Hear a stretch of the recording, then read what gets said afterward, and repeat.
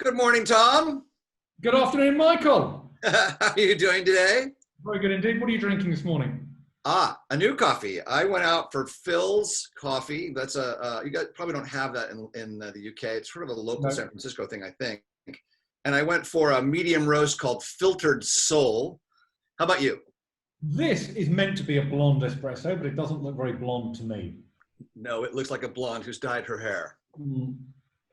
So Tom, today, I think we wanted to dig in a bit on, really, at least for us, one of the very early and important and still very large categories of attribution, which is attribution for tune-in. Do you recall how this all got started for us? Well, I think tune-in is kind of the poster child for attribution, because you can get the outcomes and the targets and the impressions all out of the same data set. So anyone who's got set-top box data or smart TV data, I think it makes a lot of sense to start off with tune-in. It was easy for us to jump in, right? I mean, interestingly, I think we really started the origin story for us for tune-in was really helping one of the large network groups with implementation. They just licensed Inscape dataset, and they were sort of, well, hey, this is cool. What should we do with it? And we said, well, it's really ideally suited for tune-in, and we got started there. And it was good for us because we didn't have to go chasing a bunch of additional data sets that we didn't have. We could just work within. It was very useful to start with a network group because they also pushed for a cross-platform solution from the beginning, right? Yeah. So they asked us to go out and figure out how to implement the digital side, and got our Pixel deeply certified, which was great. I think the other thing that's important about that origin is they weren't happy with the existing choices in tune-in attribution, right? I was a bit shocked by this, actually. I thought that tune-in should be so easy, it would just be, everyone would automate it. But even now, a lot of people seem to be waiting kind of 6 to 8 weeks to get their tune-in reporting, which I just don't understand. I don't understand. I mean, I guess if you're totally reliant on waiting for as runs, a lot of as runs can take a lot of time to come in. Right. But I mean, even with clients who are using as runs, we're doing a lot of next day reporting now. But I think that's because clients are getting their act together to make sure they get the as runs quickly. Maybe you could talk a little bit about what delivery looks like on a tune-in campaign. Yes, it is. I mean, first of all, one of the problems is how do you classify the different types of media? So I mean, well, first of all, you've got the network they're trying to promote. They've got networks they own. Yeah, they've then got paid media and they've got digital. I mean, digital, you've got the same. You've got paid and so one of the first things you're trying to do is we're trying to differentiate out the different media depending on those different classifications. So if we're looking at ACR, we tend to ingest the creative upfront. That's really problematic for tune-in. Tune-in, you get a lot of creative variations. You can have hundreds or thousands of different creatives for a big tune-in show. As runs can be better, in some cases. But again, as runs, you don't want to lag. Where someone's running it on their own networks, we quite often get them quite quickly.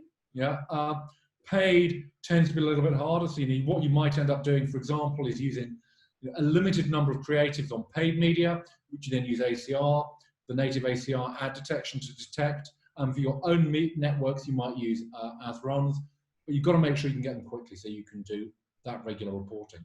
Are the creative versions, I mean, if there are hundreds of creative versions running in a campaign, do the as run logs call out specifically each of the different creative versions, or do you kind of get, this was a promotion for the new show? They seem to. I mean, most as run logs, in my mind, leave a lot to be desired. I think there's kind of a view in the industry that, for people who haven't looked at as run logs in detail, they assume that they're this sort of gospel truth, that they say exactly this ad was running at this time on this station. I've seen a lot of reliability issues. I've seen badly formatted ones. I've seen ones that are just published in entirely the wrong time zone. I've seen ones that people actually don't know what the creative is that's being promoted. Ones that are just plain wrong. Sometimes you can compare what you see on the creative ACR native detections, and you can see, for sure, you've got 100,000 TVs watching a particular promotion for a show at 10 p.m. Not in the as run logs. As run logs got something in there for 9:30 p.m. don't see any detections for that. There's clearly in a case like it's very clear cut. The hours run long, so they've got something wrong. So are you able to do? I know that our tool can differentiate between the performance of different creatives, but I think there are a lot of different. If there's a huge number of creatives and the variations aren't that great, we may have some challenges. Maybe the as run logs are a better source in general of creative version analysis than the ACR data, which I think is a little bit less able to discern between small variations in ads. Yes, I think that's right. But I certainly, certainly for the tune-in use case, I don't see creative versioning as being a massive use case. I mean, people are very interested about length. How does 60 perform compared to 30 and 15, maybe even 10? Yeah, we almost always see that 60 performs better. So I think certainly the duration you can get, and you can get that from any kind of data set you want. But generally, what you've got to do when you're looking at these data sets is you need to look at, okay, what's the quality of the data we've got? What can we do? What can we build with the infrastructure that everyone's got in place?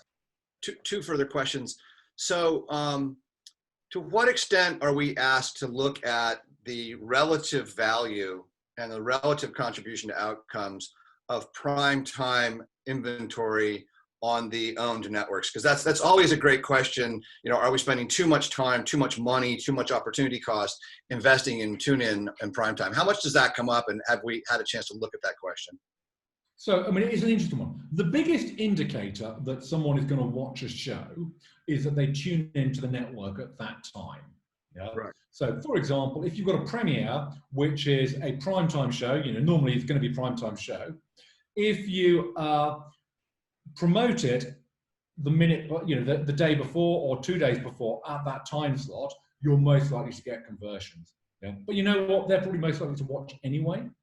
So I think there's a strong argument that to focus sort of your tune-in outside of that prime time to try and get people who don't regularly come to your network at that time to come to the network. I think a lot of the time, actually, you're making a mistake giving up too much prime time inventory for tune-in. Could we quantify it for a CFO if he wanted to know the relative contribution of that inventory?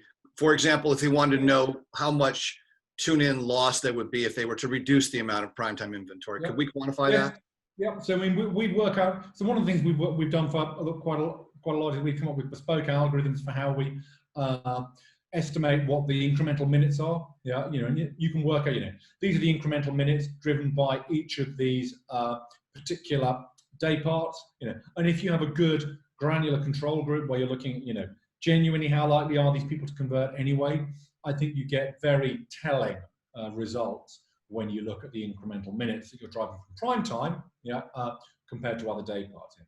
So Tom, I guess curious to understand how we've seen digital marketing efforts perform in the context of tune-in. So what we generally find is that people who are reached only on digital, they tend not to convert that much. And I think that's the nature of if people are not using TV, but they're using digital only, people who aren't heavy TV watchers are much less likely to actually convert. Yeah, people who use a lot of digital, low TV, they're not great. The sweet spot appears to be people who are quite heavy TV viewers, and you can also reach them on digital. By far the most effective campaigns that we see them are ones which are an integration of both, multiple different media. If you can reach people on CTV and digital and linear, then you've got the most chance of converting those people. Are we being asked to track tune-in views on CTV apps by our customers as well? And again, it's exactly the same principle as tune-in. It's slightly more complicated because you have to bring in the digital sources for the conversions, but the math is exactly the same.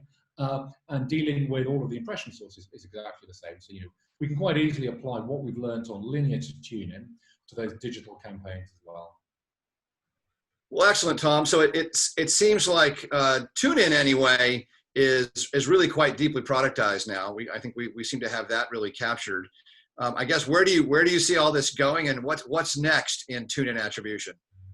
Oh, for me, it's all about more media. It's about more impression sources. We did a test with out of home the other day. I'd love to do more stuff on that.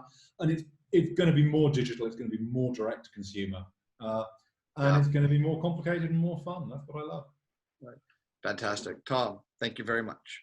Cheers, Michael. Cheers. Bye.